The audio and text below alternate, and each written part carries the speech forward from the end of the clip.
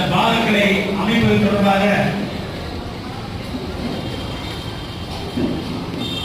இந்த பகுதியை பிரிப்பதற்கு முன்பாக இந்த வட்டங்கள் எல்லாம் சோழிங்கநல்லூர் இல்ல முதல் வடக்கு பகுதி ரெண்டு பேரும்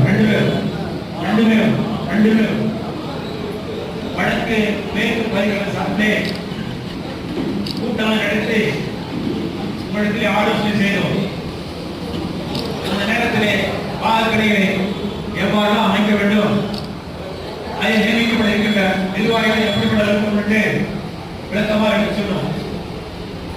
அந்த அடிப்படையிலே எல்லாம் கடைகளை சிறப்பாக அமைத்துக் கொடுத்திருக்கிறேன். ஒன்றை நினைவூட்ட விரும்புகிறேன். உங்களுக்கு பாகத்தை அமைக்கிற நேரத்திலே ஒரு 45 வயதுக்கு 50 வயதுக்கு உட்பட்டதாக இருக்க வேண்டும். தேர்தல் காலங்களில் தேர்தல் பணிகளில் அழைக்கின்ற போதும் கலந்து கொண்டு அந்த பணிகளை சிறப்பாக செய்வதாக இருக்க வேண்டும். நல்லவர்களாக பண்ணவர்களாக இருந்தாலும் போதாது.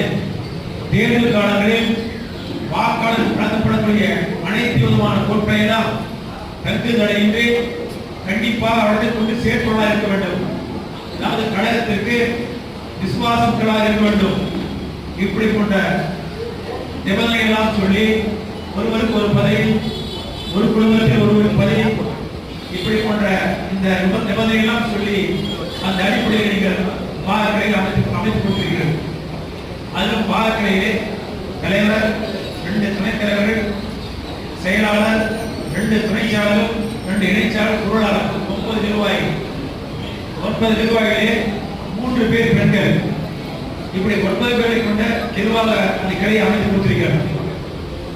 பேசாம ஒரு 15 நிமிஷம் பேசாம அமைத்து கொடுத்திருக்கிறீர்கள்.